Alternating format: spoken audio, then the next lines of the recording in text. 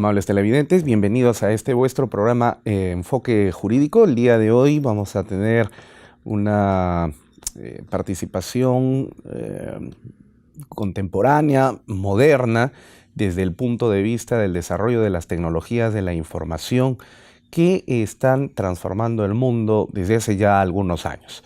Es usual escuchar en algunos discursos ya no solamente del mundo de la computación, el mundo digital, sino fundamentalmente del mundo empresarial, pero también del mundo político, institucional, de los estados como el nuestro, el peruano, tratar temas vinculados a la revolución tecnológica.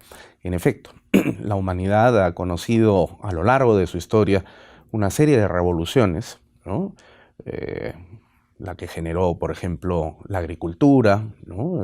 La invención de la agricultura, el descubrimiento del fuego, las revoluciones industriales de la Inglaterra decimonónica, la primera y la segunda, que le transformaron la vida, no solamente al Reino Unido y a sus colonias, con el acelerado proceso de industrialización que generó una producción masificada de productos, de bienes, que catapultó al sistema capitalista a un nuevo nivel, al decir de Lenin, a una fase imperialista, ¿no? Es decir, neocolonizadora o de globalización, que es el término que hoy día utilizamos para referirnos a este proceso. A fines del siglo pasado, pero fundamentalmente a inicios del presente, se ha generado una nueva revolución, que es la revolución de las tecnologías de información, que así como la revolución industrial le cambió la vida a los seres humanos, ¿no? En el momento en el cual el campesinado se traslada a las ciudades y se generan ejércitos de trabajadores, surge una nueva clase social, la de los obreros, los proletarios, con la generación de problemas sociales que evidentemente le va a producir a la sociedad, y esto a su vez produjo un efecto a nivel supraestructural, es decir, de la conciencia social, porque se empiezan a generar nuevas ideas políticas, cosmovisiones diferentes del mundo a las que se conocían previamente al siglo XIX. El día de hoy, la revolución tecnológica, fundamentalmente digital, ha producido una humanidad que ve las cosas de una manera completamente diferente, probablemente a quienes pertenecemos a una generación, una etapa pre-tecnológica, ¿no? Donde concebíamos el mundo más bien localizado en un ambiente geográfico muy especial, nuestras propias ciudades, y donde pensar en las comunicaciones con Europa, Norteamérica, Asia, era una cosa pues lejana para nosotros, ¿no? Pero el día de hoy, gracias a estos aparatitos, ¿no? Podemos comunicarnos de manera inmediata con el mundo, no solamente a través de la comunicación verbal, telefónica, sino también a través de la información, porque gracias a estos aparatos nos conectamos al Internet y podemos buscar información variopinta e infinita.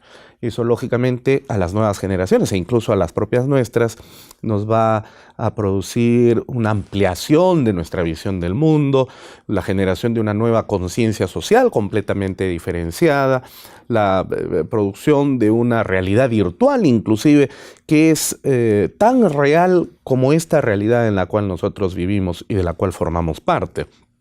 Evidentemente, los estados no pueden encontrarse al margen de estos procesos revolucionarios, sino que tienen que ingresar a ellos.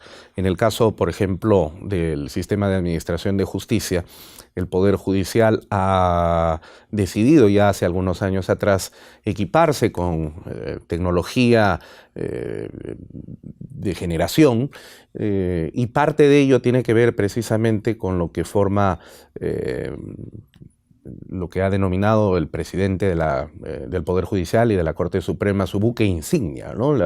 creación del expediente judicial electrónico, tanto para el ámbito penal como para el no penal. La Fiscalía, por su parte, también ya ha venido realizando importantes desarrollos de digitalización de sus procesos de investigación a nivel penal, básicamente. Seguramente en los próximos años se generará un proceso de interoperabilidad que conectará a nuestras instituciones y finalmente todo esto podrá ser tramitado a través de estos mecanismos tecnológicos que le va a cambiar la cara definitivamente a la realidad de la forma de administrar justicia que tradicionalmente nosotros hemos conocido. Entonces, para conversar sobre este particular, el día de hoy desarrollaremos un tema que hemos denominado transformación digital, y para este efecto hemos convocado a uno de los expertos, probablemente el mayor. Yo personalmente, después de Tomás Unger, no conozco a otra persona tan reconocida dentro y fuera del país y además experta en esta materia como es el ingeniero Fidel Rey de Castro Mesa, a quien damos la más cordial bienvenida. Bienvenido, Fidel, al programa. Muchas gracias, Lucho, muy amable. Encantado de estar acá con ustedes y poder conversar acerca de este tema, que es un tema no solamente moderno, es un tema de actualidad, ¿no? Así es. Y necesario e imprescindible, además. Necesario e imprescindible porque marca también nuestra nueva manera de vivir. Como tú mencionabas, el teléfono celular, ¿no? Constantemente estamos dejando huellas digitales, ¿no? Es muy probable que hayas visto que incluso el Facebook o el WhatsApp, ¿no?, te diga buenos días o te diga bienvenido de regreso a casa. O sea, constantemente por donde vamos generando una cantidad de datos que antes no existían. Estamos más controlados que el control que nuestras esposas ejercían sobre nosotros, ¿no? Muy probable. Yo quiero presentar a nuestro invitado y hacer una brevísima reseña de su ampuloso y rico currículum vitae. Fidel Rey de Castro Mesa es un profesional en tecnologías de información con más de 30 años de experiencia como director gerente, arquitecto empresarial, director regional, gerente de proyecto, tanto en Perú como en América del Sur, América del Norte, Europa e inclusive el Oriente Medio, diseñando, desarrollando, integrando e implementando sistemas de misión crítica, asistiendo a empresas en sus esfuerzos para la transformación digital, trabajando con empresas de renombre mundial como Unisys, HP y SAP. Él es graduado en Ingeniería de las Ciencias de Computación en la Escuela William G. Davis de la Universidad de Waterloo en Ontario, Canadá. También cuenta con un MBA del Instituto Internacional de Gerencia de Chipre, el Cyprus International Institute of Management. Como director regional para América Latina de la práctica de banca y finanzas de la empresa multinacional SAP, Fidel Rey de Castro fue certificado como Design Thinking Practitioner, además de poseer otras certificaciones como arquitecto empresarial, gerente de proyectos, entre otros. Hoy en día él se desempeña, y para fortuna del Perú lo tenemos aquí en Lima, como profesional independiente que colabora con el Banco Interamericano de Desarrollo, es consultor en sistemas de información precisamente con esta institución y otras instituciones del Estado peruano. Ha colaborado también con el Poder Judicial a través de la Oficina de Coordinación de Proyectos, la OCP, de la cual tuve el honor de ser su director hasta hace algún tiempo atrás por la honrosa designación que me hizo el señor presidente del Poder Judicial. Fidel, conversemos en primer lugar desde las perspectivas de las definiciones. ¿Qué cosa es la transformación digital? La transformación digital es algo que, dependiendo a quién le preguntes, te va a dar diversas opiniones.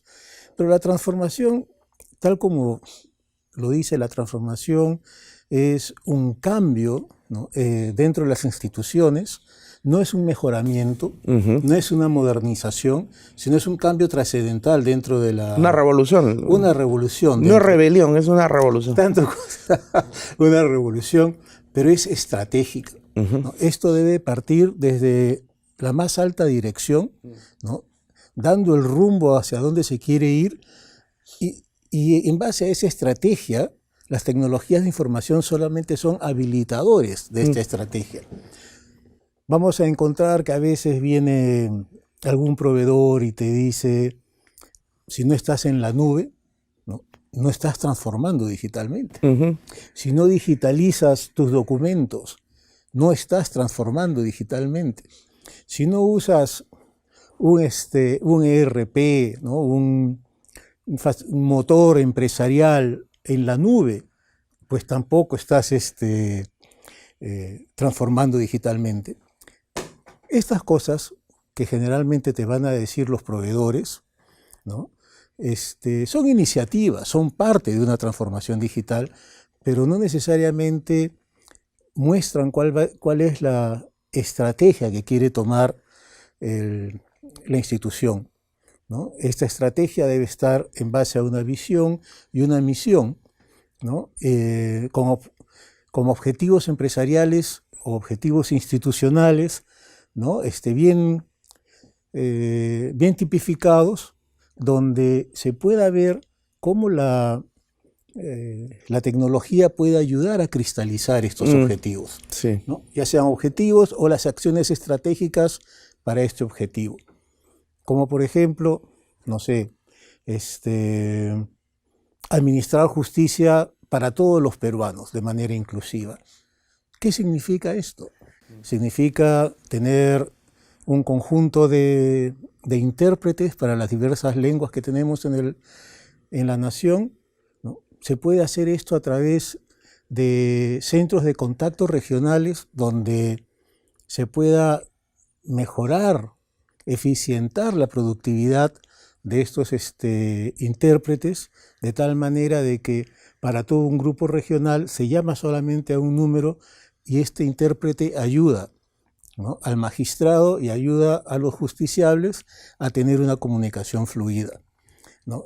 Esto, por ejemplo, es una idea, ¿no? Pero hay que analizar siempre dónde estamos, dónde queremos estar y luego escribir esa ruta de viaje de la institución, ¿no es cierto? Entonces, para resumir, y no lo dice solamente Fidel, lo dice MIT, lo dice Deloitte, en fin, todas las grandes consultoras, ¿no? La transformación digital es la estrategia institucional, ¿no? Y la parte digital es solamente las tecnologías de la información que habilitan estas estrategias, ¿no? Tienen que estar conectados definitivamente estrategias con estas tecnologías.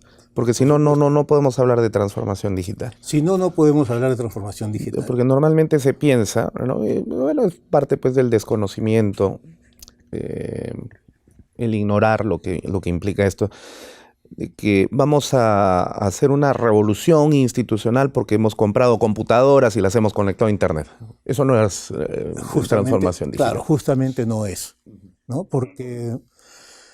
A ver. Tenemos buenos escáneres y estamos escaneando todos los expedientes y eso es transformación digital. Eso no es transformación. Por supuesto que no es transformación digital, ¿no? Tener una línea de digitalización es una buena iniciativa, ¿no? Pero ¿para qué es?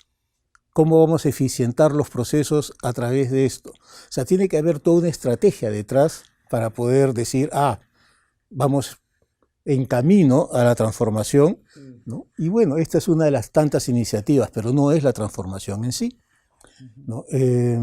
A ver, una de las cosas que es importante, ¿no? Efectivamente la tecnología ayuda a que las cosas vayan más rápido, ¿no? Si hoy hacemos un proceso mediocre, ¿no?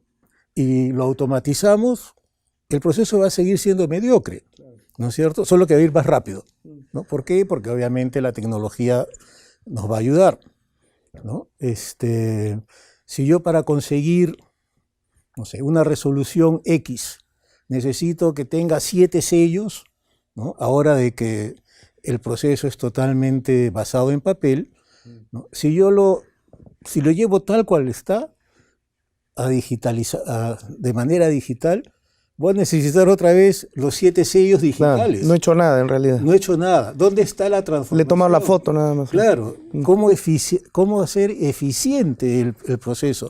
Los procesos en una transformación digital tienen que nacer nativamente digitales. Entonces lo que uno puede hacer es, claro, mapear los procesos tal cual están, ¿no es cierto? Y luego pasar por un proceso de mejora o con lo que llamamos reingeniería de procesos.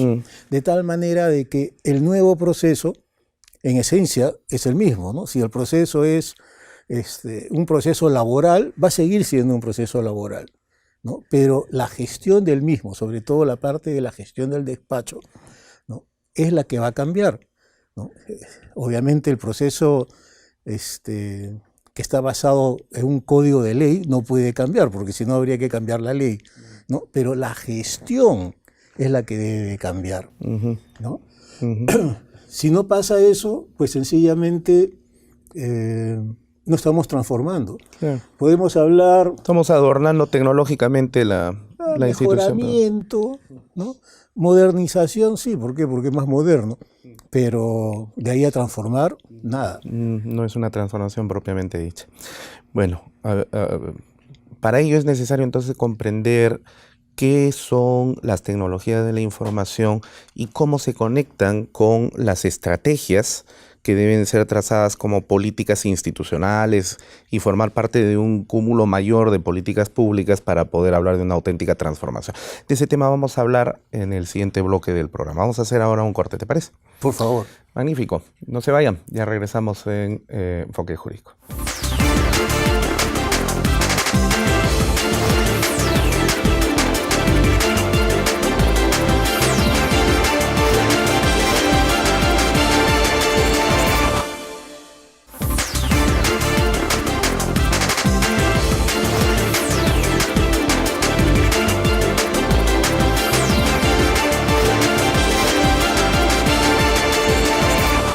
Continuamos en el programa. Vamos a tratar ahora a continuación con nuestro invitado el tema de las nuevas tecnologías de la información y cuál es el rol que éstas desempeñan.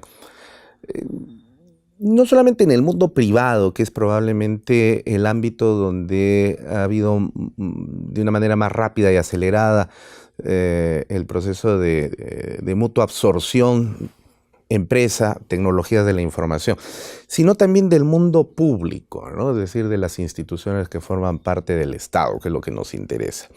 ¿Qué son estas nuevas tecnologías de la información? ¿Cómo las identificamos?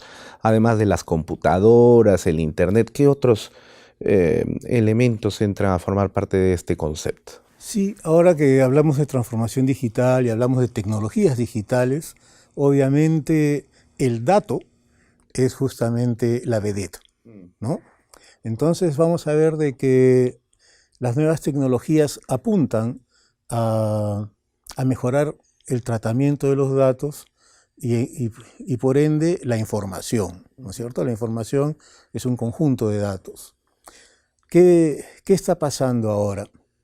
Tanto en el mundo público como en el privado. Efectivamente, en el privado y sobre todo el mundo de la banca, quizás por tener mejores presupuestos, es la que más ha avanzado en estos temas de tecnología digital, ¿no? Pero ahora vemos en el sector público, ¿no?, también grandes avances usando las nuevas tecnologías. ¿Qué nuevas tecnologías a las que me refiero? Pueden ser el Big Data, el uso de información analítica, el uso de información predictiva, poder predecir en base a los datos, ¿no?, qué es lo que va a pasar. Escenarios posibles. Escenarios posibles, ¿no? Por ejemplo, en base a ciertos parámetros, ¿cuál debería ser la sentencia? ¿No es cierto? Estamos hablando de un BI, pero aplicado a la administración pública. Análisis, claro, ¿no? Análisis de negocio, ¿no?, inteligencia de negocio. Tenemos temas como el blockchain, ¿no?, que el blockchain nos ayuda a tener la información de manera segura, pero además de manera federada y distribuida. Es decir, todos los actores que están comprendidos dentro de un proceso, todos tienen una copia de las transacciones, ¿no es cierto? Ahora, se estima de que para tratar de hackear cualquiera de los nodos, cualquiera de los servidores federados, toma entre 3 a 4 años poder lograrlo. Bueno, no es una cosa ya nada sencilla. Nada sencilla. Pero perdóname, recordarás que los sitios de la CIA, del FBI, fueron hackeados. Claro, Estados Unidos probablemente se puede jactar, digamos, en sentido negativo de que es el país donde se encuentran los mejores hackers del mundo. Pero aquí en Perú también tenemos nuestros propios hackers.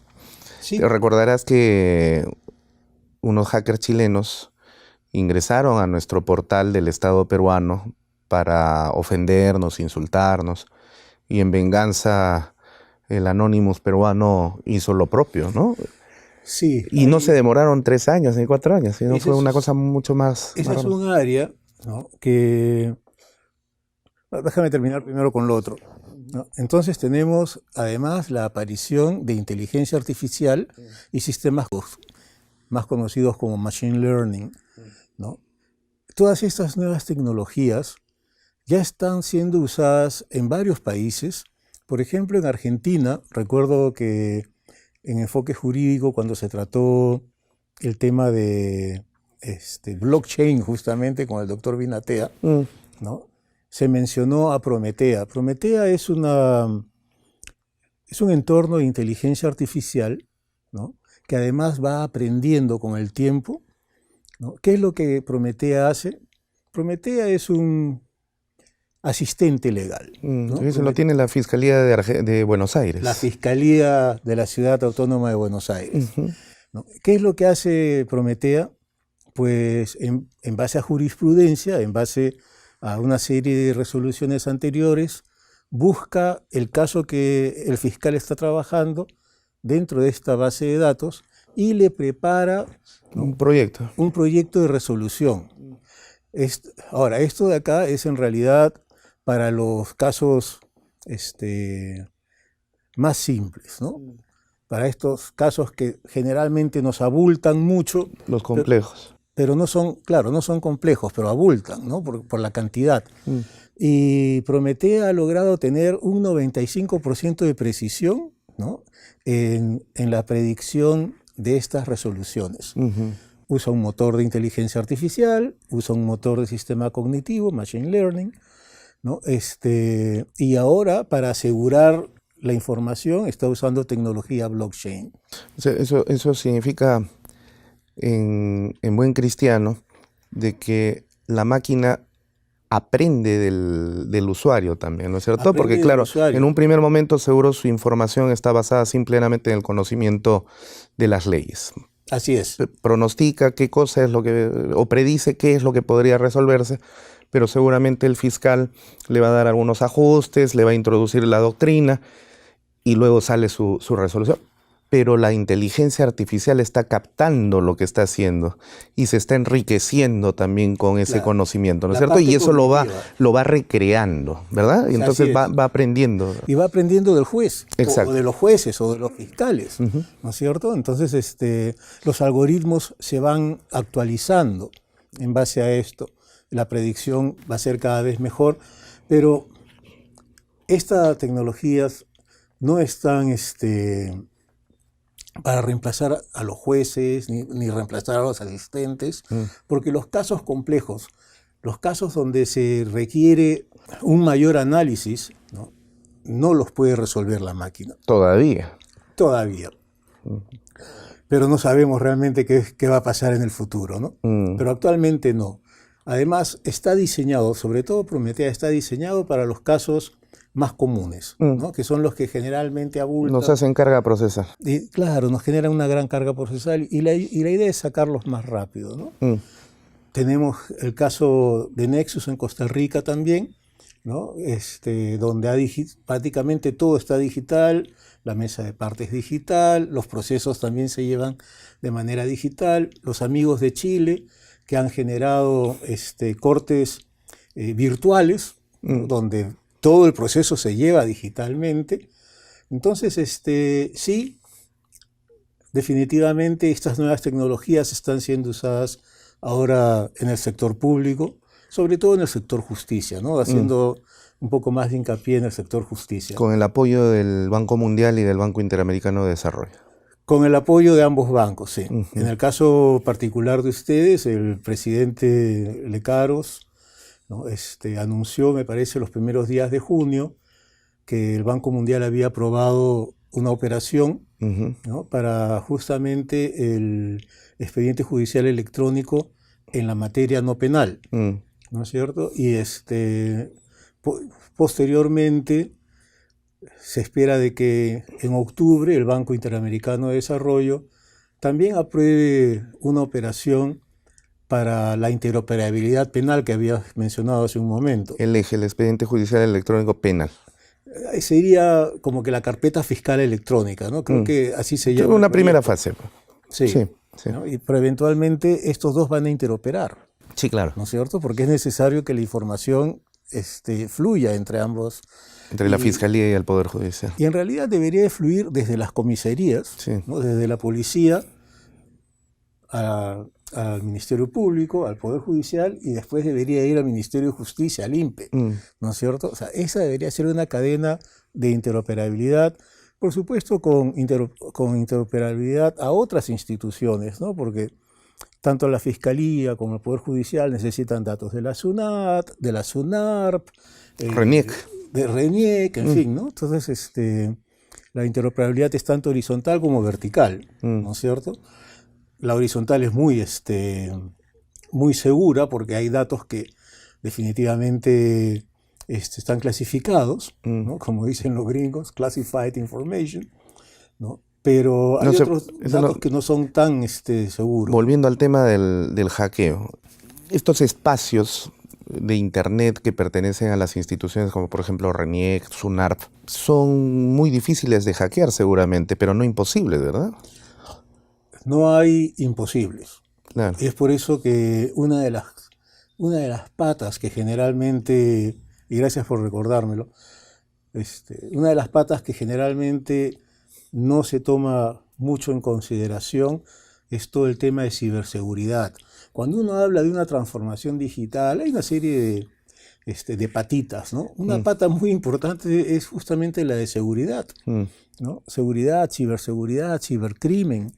Y que debe ser actualizada constantemente, ¿no? No se puede hacer, digamos, un plan de seguridad, publicarlo y luego ponerlo en el estante. No, esto de acá es como un proceso de calidad que debe estar constantemente siendo evaluado y mejorado. ¿Por qué? Porque los hackers constantemente mejoran, ¿no es cierto? Y atacan. Entonces, esto de aquí es algo que es muy, muy importante y que en muchas instituciones del Estado, ¿no? Tanto el sector justicia como el Estado en general, ¿no? Tienen un oficial de seguridad. Pero cuando uno hace un análisis detallado de la organización, ¿no? El oficial de seguridad está refundido debajo de una subgerencia o debajo de una subjefatura. Entonces, el oficial de seguridad está de manos atadas. Está de manos atadas, no tiene ninguna influencia en la institución, ¿no es cierto? Las instituciones muchas veces tienen un área de seguridad, algo así como un Chief Security Officer, ¿no es cierto? Y cuando uno ve el ROF de este tipo de posiciones, ve que se trata más de seguridad de lo tangible, ¿no? Seguridad del mobiliario. Que no se vayan a robar la laptop. Claro, de los edificios, de los magistrados o de los funcionarios, en el caso de otras, ¿no es cierto? Los coches, en fin. Pero pregunto yo, ahora en esta época en la que el dato, como dijimos, es la vedette, ¿no es cierto? ¿No es el dato también un activo empresarial? Claro. ¿No es cierto? Entonces debería de tener también esa relevancia, ¿no es cierto? Por supuesto. La Secretaría de Gobierno Digital, antes Songhey, ¿no? Ha sacado varias normas, entre ellas seguridad de la información, la 27001, ¿no?, que todas las instituciones del Estado deberían de conformar. Sin embargo, y creo que dio un plazo de 2 años, estamos hablando ya de hace más de 2 años. Sin embargo, no todas las instituciones aún tienen este tipo de implementación, ¿no? Lo cual es triste también. Incluso me atrevo a decir, y sin temor a equivocarme, que la misma plataforma de interoperabilidad del Estado peruano, la PIDE, ¿no?, de la Secretaría de Gobierno Digital, tampoco conforma con 27001. ¿No? Entonces, esa secretaría forma parte de la presidencia del Consejo de Ministros, me parece. Sí, Lucho, en efecto. Toda esta parte de seguridad también es algo que hay que tomar en consideración. Ahora, evidentemente que parte de ello implica generar una certificación del uso y de la implementación de estos mecanismos tecnológicos, ¿no? Existen ISOs en el mundo que te dan la certificación y que te dicen, sí, efectivamente, estás al nivel que corresponde. Y esto, evidentemente, con el paso del tiempo va a tener que seguir siendo supervisado para poder mantenerse, pues, no a la saga, sino más bien como cabeza de lanza, ¿no? Para ello hay que desarrollar buenas prácticas. Entonces, ¿qué experiencias en esta materia de buenas prácticas se conocen en el Estado peruano? Particularmente en lo que nos interesa aquí en el sector justicia, ¿no? Es decir, las labores del Poder Judicial, la Fiscalía, el Ministerio de Justicia y Derechos Humanos, el Ministerio del Interior, el Tribunal Constitucional. A ver, las ISOs en realidad son sí, un conjunto de buenas prácticas, pero en realidad más es una norma, ¿no es cierto? Entonces tienes, por ejemplo, el ISO 37001, ¿no?, que está relativa a la gestión antisoborno, por ejemplo. Tienes el ISO 31000, que está dirigido hacia la gestión de los riesgos, ¿no? El ISO 27001 que acabamos de conversar, que es el sistema de gestión de seguridad de la información. Pero así como hay la gestión de seguridad de la información, algo que también deberíamos estar contemplando sería el ISO 22301, que es la continuidad del negocio. ¿No? O sea, ¿qué cosas hacemos para que no se pare el Poder Judicial? ¿O qué hacemos para que RENIEC no pare? ¿No es cierto? Podemos hablar de centros de datos múltiples, podemos hablar de replicación de información y qué sé yo, pero es un poco esto de las ISOs, ¿no? Es un poco también llevado por la estrategia que toma la institución. O sea, no se trata de sencillamente adoptar una serie de ISOs para verse lindo y luego pedir a diversas instituciones que vengan a hacer la auditoría para darte el certificado. Ok, tengo un certificado ISO 9001, certificado de calidad, ¿no? ¿Eso significa que lo que yo hago es de alta calidad? ¿No? ¿Por cuánto tiempo? Exacto. ¿No es cierto? Sí, porque la tecnología es cambiante, ¿no?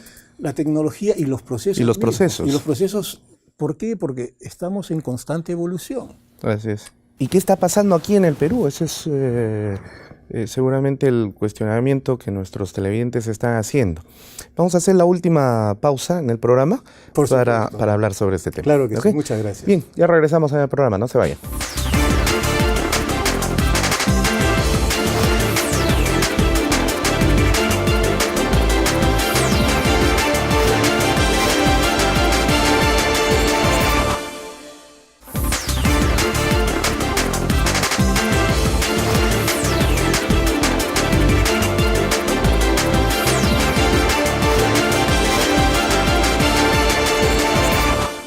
Bienvenidos a este último bloque de Enfoque Jurídico.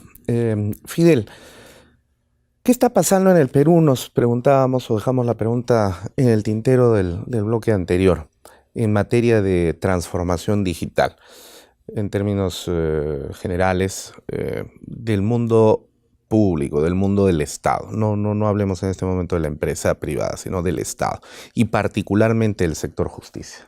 Una muy buena pregunta. No tan fácil de de contestar, pero vamos a hacer el mejor intento. En efecto, en el mundo empresarial sería una respuesta un poco más rápida, Sí. ¿no? Sí, porque hablamos de bancos, instituciones financieras que se encuentran pues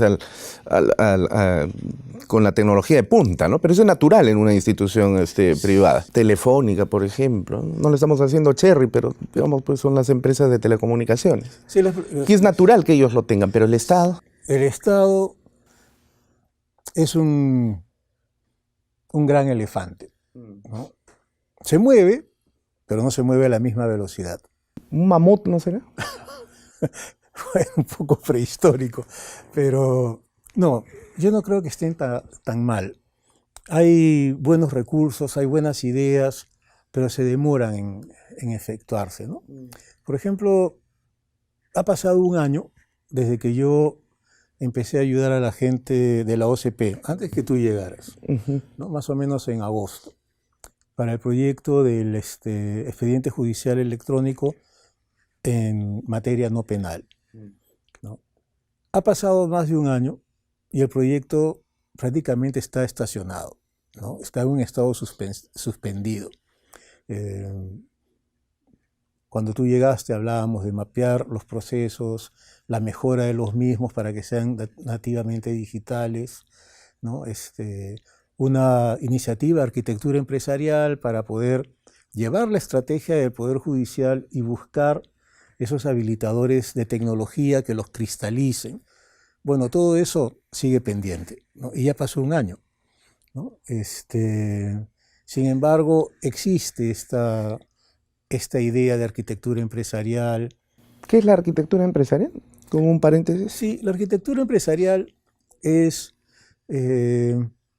para ponerlo muy breve, es justamente ver la organización en base a las estrategias, a los objetivos, ¿no? Y buscar, y los procesos, por supuesto, y buscar los habilitadores tecnológicos que nos ayuden a cristalizarlos. ¿Cómo hacemos eso? Primero, mapeamos la arquitectura de la organización. La organización son la visión, misión, objetivos, la organización, ¿no?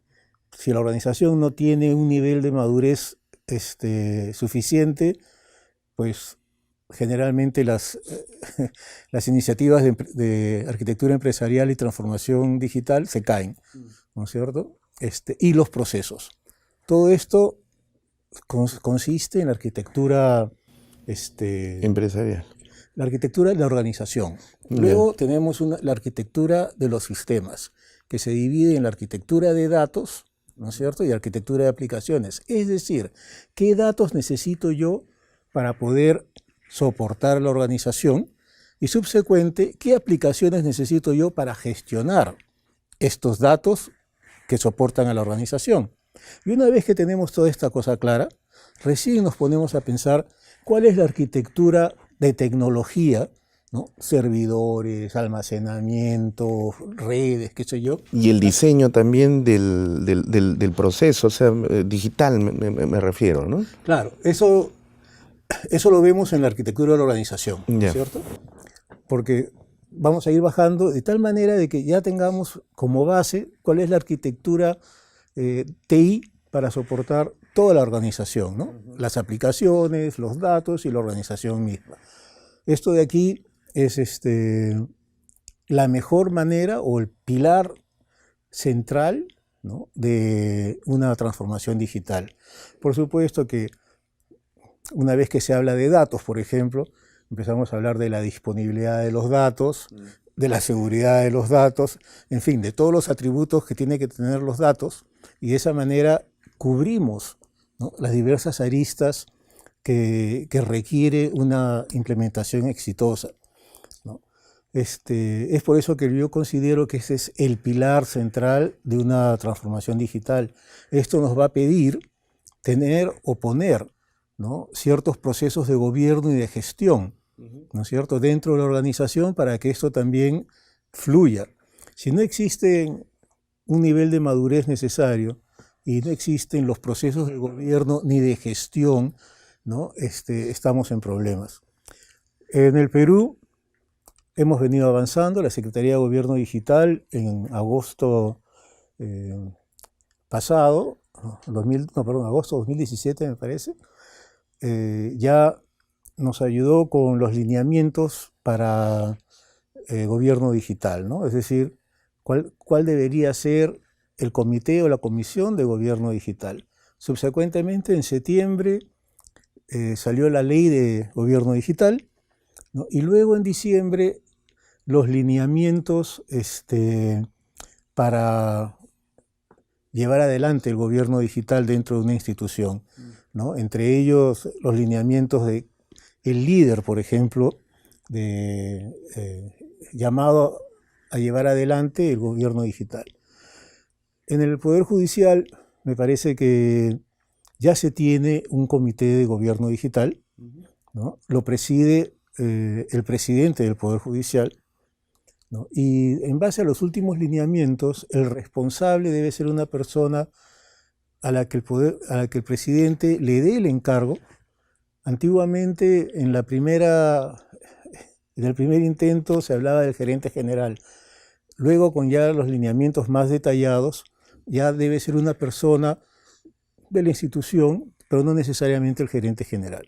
Un experto en el tema, además. Un experto en el tema, ¿no? Y más o menos te dice qué cosa es lo que deberías tener. Entonces, sí estamos avanzando, empieza a existir la normativa, ¿no? El problema es que generalmente no cumplimos con los temas normativos, ¿no? O si los cumplimos para decir, ya está, ¿no? ¿Ya tienes el comité? Sí, ya está. ¿Cada cuánto tiempo sesionan? ¿Dónde están los acuerdos? ¿Cuáles son las actas? ¿Qué saben? ¿Qué saben, no? Ahora, nuevamente, no solo lo dice Fidel, ¿no? Las grandes consultoras para la transformación digital generalmente recomiendan tener consultores externos como asesores, como un gabinete de asesores, que sean expertos en el tema y que ayuden a cristalizar estas iniciativas. ¿Por qué? Porque muchas veces encontramos de que las instituciones, sobre todo las instituciones del Estado peruano, todavía tienen una manera de trabajar de los 90s o de los inicios del 2000, ¿no? Lo he encontrado en varios casos, ¿no? Al leer los planes institucionales, ¿no? Donde una de las acciones estratégicas, por ejemplo, es mantener los sistemas trabajando, ¿ok? Obviamente asignado a la gerencia de informática. ¿Pero qué valor trae eso? ¿No? A lo más será, si se me malogra la PC, llama a informática que vengan a arreglarlo. Soporte técnico. Soporte técnico. O en otros casos, una institución que tiene su centro de datos con ventiladores, porque el aire acondicionado no les da, dentro de su plan encontré nuevo centro de datos. Me pareció fabuloso, pero cuando vi que le habían puesto prioridad 9, ¿no? Esto de acá es una lista de deseos, no es exactamente el plan estratégico institucional. Entonces nos falta un poco de... está bien el planeamiento, pero nos falta esta parte de habilitación tecnológica, ¿no? Para darle ese cariz. Y lo otro que está pasando también, yo creo que es momento que las instituciones abran los ojos, ¿no? Y no se conviertan en una fábrica de software, ¿no? El Poder Judicial, por ejemplo, está para administrar justicia, no para tener un departamento de tecnologías de la información, ¿no? Que sea experto en procesos, que sea experto en estadística, que sea experto en recursos humanos, que sea experto en logística, ¿no? Para eso existen departamentos que son los responsables de todas estas cosas, y el departamento de tecnologías de información debe ser solamente un habilitador. Es decir, la persona que ve procesos, ya sea planeamiento, ya sea en cualquier otra sugerencia, es la que debe de gestionar los procesos ¿no es cierto? Y si necesita acceso a una base de datos, le pide a la gerencia de informática que por favor lo ayude con un conector. Lo mismo con la gente de estadística, ¿no? No necesitamos que la gerencia informática tenga pues un regimiento, ¿no? Y que sea experto en todas las materias para poder proveer de sistemas a la institución. Sí, y el Poder Judicial en ese campo, ¿qué es lo que debería hacer a juicio experto tuyo? Yo creo que deberíamos estar usando herramientas que existen para este tipo de gestión, ¿no? Por ejemplo, para los procesos existen gestores de procesos, ¿no es cierto?, que tienen una serie de referencias incluso, ¿no? Para estadísticas tenemos un montón de sistemas que proveen varios tipos de estadísticas a los que uno le pone los KPIs, les pone los valores o las métricas que quiere revisar, ¿no? Y trae la información, la puede presentar en cuadros de control, las puede presentar en reportes, puede elegir cómo presentarlas, puede presentarlas a través de los móviles para los ejecutivos, ¿no es cierto? Y sencillamente la gerencia informática debería ayudarlos con la parte de soporte, ¿no?, de la herramienta y soporte al acceso a la herramienta y las bases de datos, ¿no? Estas nuevas herramientas pueden ser tanto licenciadas, ¿no? Es decir, uno paga por la herramienta y luego paga el mantenimiento anual, o pueden ser del mundo open source, ¿no es cierto?, donde la herramienta generalmente es gratis, uno puede trabajar con la herramienta. Pero bastante limitada también en capacidad, ¿no?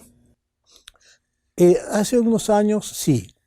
Poco a poco, estas herramientas... El Moodle, por ejemplo. ¿Perdón? El Moodle, por ejemplo. Moodle. De muy baja capacidad.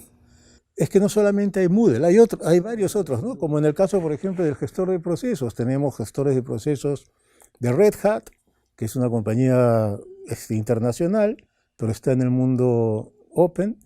Camunda, tenemos Bonitasoft, varias opciones, que uno las puede bajar, trabajar con ellas, acostumbrarse, ¿no? Y cuando está seguro de que esto va a ir bien, recién contrata el soporte anual, ¿no? Entonces permite implementaciones de manera mucho más rápida. Un piloto y después... Siempre es recomendable, sea licenciado o no licenciado, siempre es recomendable hacer un piloto, ¿no? Una marcha blanca, y luego ya hacer el despliegue a nivel nacional, ¿no? Por ejemplo, para el eje, entiendo desde el tiempo que tú nos liderabas, la idea era empezar con la nueva ley procesal del trabajo para el eje, ¿no? Porque el ETI laboral había logrado mapear los procesos y tenía algunos mecanismos de control, mecanismos de seguimiento y métricas, y era lo que estaba más avanzado y que se podía llevar de una manera más rápida al nuevo eje, ¿no? Ahora, el Poder Judicial, la Fiscalía y las demás instituciones integrantes del sector justicia tienen una misión, una labor: administrar decisiones jurisdiccionales, aplicar la ley para la resolución de los conflictos intersubjetivos, no para producir tecnologías, ¿no? Es lo que tú has denominado siempre el zapatero a tu zapato. Así es. ¿No? Entonces, ¿eso qué implica, reitero, para el Poder Judicial? Un cambio de chip, Lucho, ¿no es cierto? En todo. O sea, yo pienso de que primero hay que revisar el cuadro organizativo del Poder Judicial, ¿no? Siento de que es un cuadro que viene desde 1950 o quizás antes, ¿no? Hay que hacer todo un cambio de chip organizacional, ¿no? Y nuevamente, ¿no?, una vez que se dé eso, tratar de, como dijimos hace un rato, zapatero a sus zapatos, tratar de buscar las maneras más eficientes de manejar el tema de recursos, ¿no? Los recursos no son ilimitados, ¿no?, en ninguna organización, ¿verdad? Entonces, sobre todo en el caso del Poder Judicial, todas estas nuevas tecnologías, además de que vamos a tener que cambiar el chip, vamos a tener que reentrenar a la gente, porque las cosas se van a hacer de manera diferente, ¿no es cierto? Si uno ve los reportes del Banco Mundial y del BID con respecto al trabajo en América Latina y en el mundo en los años que vienen, ¿no? Existen una serie de nuevas posiciones que no existían antes. De hecho, mi hija acaba de ser nombrada Social Media Coordinator, coordinadora de los medios sociales, las redes sociales. Eso no existía hace 10 años. Entonces existen ahora una cantidad de nuevas posiciones, científicos de datos, administradores de datos. Y otras se han enrarecido, ¿no? ¿Perdóname? Otras profesiones se han enrarecido. Sí, y... Por ejemplo, el día de hoy, a diferencia de los años 70, la gente ya no estudia sociología, por ejemplo. No. ¿No? Sin embargo, seguimos, sobre todo en el Perú, ¿no? Cuando uno ve la cantidad de nuevas tecnologías y las nuevas carreras, seguimos produciendo ingenieros, seguimos produciendo abogados, seguimos produciendo administradores, contadores. Médicos, cuando todas estas cosas van a cambiar, ¿no? Había el caso de Watson de IBM, que tiene una base de datos increíble de medicina y tiene más del 90 y tantos % de acierto en los diagnósticos, ¿no? Uno va y le dice a Watson, siento esto, el otro, y Watson te dice, tienes tal cosa, ¿no? Y te da la prescripción, ¿no? ¿Significa que los doctores van a dejar de existir? Bueno, tampoco, ¿no? Porque la máquina no te llega a operar, ¿no? O para casos ya muy complejos, la máquina posiblemente no te llegue a dar la prescripción adecuada, ¿no? Pero sí, digamos, los resfriados comunes o enfermedades comunes sí te las va a diagnosticar rapidito. Bueno, nos están comunicando de que el tiempo ya se ha terminado y esta conversación realmente da para más. Yo creo que sí.